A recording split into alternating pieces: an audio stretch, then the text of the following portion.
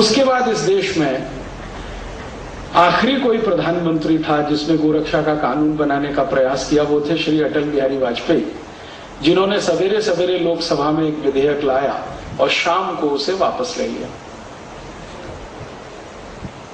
क्यों? तो श्री अटल बिहारी वाजपेयी की सरकार को समर्थन देने वाली दो बड़ी राजनीतिक पार्टियां, एक का नाम तेलुगु देशम और दूसरी तृणमूल कांग्रेस, दोनों ने लोकसभा में कहा कि अगर ये विधेयक आएगा और बहस होगी तो हम अभी सरकार से समर्थन वापस लेते हैं और सरकार गिराते हैं। ममता बनर्जी ने जब ये बयान दिया लोकसभा में तो बाहर आते ही उनको पत्रकारों ने पूछा कि आप ऐसा क्यों बोल रही हैं, गाय की हत्या बंद हो जाने दीजिए, बहुत समय से ये चल रहा है मामला। तो ममता बनर्जी ने जोर से कहा कि गाय का मांस खाना मेरा मौलिक अधिकार है, कोई कैसे रोक सकता है। किसी पत्रकार ने याद दिलाया कि आप तो ब्राह्मण हैं, पंडित हैं, बंगाली, और आप ऐसा बोलते हैं। उसने कहा सो व्हाट। और दूसरी तरफ ये जो तृणमूल कांग्रेस जैसी ही एक पार्टी है तेलुगु देशम, उसका जो मुख्य चंद्रबाबू नायडू, उसने हैदराबाद में बयान दिया कि अगर सरकार ने गोहत्या का विधेयक पारित कराया तो कल समर्थन हम वापस लेते। तो श्री अटल बिहारी वाजपेयी अपनी सरकार बचाने के चक्कर में वो बिल जो सवेरे लाया वो शाम को बिना बहस के वापस ले लिया। सरकार बचाना उस समय उनके लिए मुख्य था, गो हत्या रुकवाना मुख्य नहीं बना। मैंने अटल जी को उस समय एक चिट्ठी लिखी थी कि काश आपने सरकार गिर जाने दी होती इस मुद्दे पर, तो गारंटी की बात थी कि अगली बार आप 2/3 मेजोरिटी से इस देश में चुनकर आते।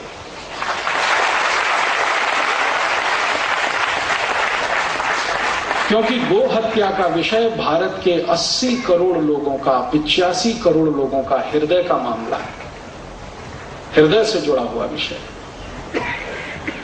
लेकिन वो इतनी दूरदर्शिता नहीं दिखा पाए और वो सरकार भी गई और गो हत्या तो खैर आज तक हो ही रही है।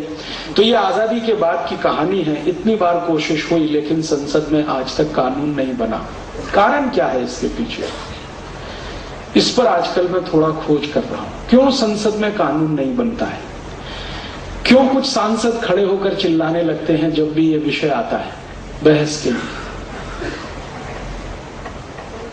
हमारे भारत में राजनीतिक दलों में ऐसे कई नेता हैं, ये बात कहने के लिए आप मुझे माफ करेंगे, हमारे राजनीतिक दलों में ऐसे कई नेता हैं जो गाय का मांस बेचकर अपना धंधा चला रहे हैं। कई नेता हैं ऐसे। और इस हिंदुस्तान में 3600 जो कत्ल खाने चल रहे हैं रजिस्टर्ड, उनमें से 50 से 60% कत्ल खाने राजनीतिक नेताओं के हैं जिनकी पूंजी से ये काम चल रहा है।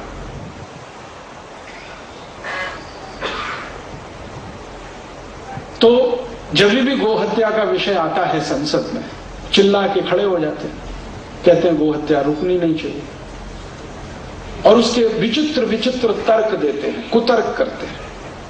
जैसे एक कुतर्क करते हैं, महाराष्ट्र के भी कई नेता हैं, वो बहुत कुतर्क करते हैं। उनमें से एक नेता तो वर्तमान में कृषि मंत्री हैं। उन्होंने एक बार कुतर्क किया कि गाय की हत्या अगर हमने रोक दी तो गाय की संख्या इतनी बढ़ जाएगी, उनको रखेंगे कहां? ये बयान श्री शरद पवार ने दिया और मुंबई में दिया, प्रेस कॉन्फ्रेंस में दिया। सौभाग्य की बात थी कि वो दिन मैं मुंबई में था जिस दिन उनका ये प्रेस कॉन्फ्रेंस में स्टेटमेंट आया। अगले दिन वो बयान की कॉपी लेके मैं चला गया मिलने उनसे। मैंने कहा कि आपने ये कहा है कि अगर गाय को हमने बचा लिया तो इनकी संख्या इतनी बढ़ जाएगी, इनको रखेंगे कहां? आप क्यों परेशान हैं? आपके घर में रखने नहीं आ रहे हैं हम, इतना तो पक्का है। और अगर आपकी बुद्धि इतना ही काम करती है कि गाय को बचाने से उसकी संख्या बढ़ जाएगी, तो यही तर्क मनुष्यों पे भी लागू हो जाता है, सीधे सीधे से लागू होता है कि मनुष्यों को क्यों बचाया जाए, इनकी संख्या बढ़ जाएगी। तो इसका माने मनुष्यों की संख्या कम करने के लिए कत्ल करवाइए इनका। तो उन्होंने दूसरी बात कही, चारा कहां से लाएंगे, चारा कहां से लाएंगे? तो मैंने कहा भगवान ने इस देश में व्यवस्था ऐसी की है, आप क्यों परेशान है उसके लिए? भगवान की व्यवस्था में आप क्यों दखलंदाजी कर रहे हैं? भगवान ने इस देश में जितनी भी फसल दी है, जितनी भी फसलों के बीज हमारे पास हैं, 1400 किस्म की फसलें भारत में होती हैं, पीक, गेहूं, चावल, जवारी, तुअर, उड़द, मूंग आदि आदि। हर एक फसल के 3 हिस्से हैं, हर एक पीक के 3 हिस्से हैं, हर एक पौधे के 3 हिस्से हैं। ऊपर का एक हिस्सा है वो मनुष्यों के लिए है, पक्षियों के लिए है, बीच का हिस्सा है वो सब पशुओं के लिए है, और अंत का जो जड़ वाला हिस्सा है वो धरती माता के लिए है। प्रकृति की बनाई हुई व्यवस्था है, इसमें आप क्यों परेशान है कि चारा कहां से आएगा? हिंदुस्तान में 77 कोटि किसान खेती करते हैं, और 77 कोटि किसान में लगभग 7 कोटि किसान जवारी पैदा करते हैं। जवारी का बहुत थोड़ा सा हिस्सा मनुष्य के काम आता है। जवारी का पूरा पेड़ अगर आप गिने तो उसका मुश्किल से 10% हिस्सा जो ऊपर का होता है वो मनुष्य के काम का है, बाकी का 70 से 75% हिस्सा वो गाय के काम का है, भैंस के काम का है, पशु के काम का है। तो चारे की कमी कहां से आई? गेहूं की फसल देख लो, गेहूं की फसल का मुश्किल से 10% हिस्सा मनुष्य के काम का है, बाकी 70-80% गाय के भैंस के काम का है। तो चारे की समस्या कहां से आई? गेहूं पैदा हो रहा है, जवारी पैदा हो रही। चावल की फसल का बहुत छोटा सा हिस्सा मनुष्य के काम का है, बाकी जानवरों के काम का है। तो चारे की कहां कमी है इस देश में? आप क्यों परेशान हैं? फिर उनका तीसरा कुतर्क, गाय बूढ़ी हो जाती है तो क्यों पालना? तो मैंने कहा आई भी बूढ़ी हो जाती है, उसको क्यों पालना? कहते आई अलग है, गाय अलग है। मैंने कहा मेरे लिए तो आई और गाय दोनों एक ही जैसी, क्योंकि बचपन से मैंने यही सुना है, गाय हमारी माता है, देश धर्म का नाता है। तो मेरे लिए तो आई और गाय दोनों शरीक ही है। तो गाय बूढ़ी हो गई इसलिए कत्ल होनी चाहिए, तो आई भी बूढ़ी हो गई इसलिए कत्ल होनी चाहिए।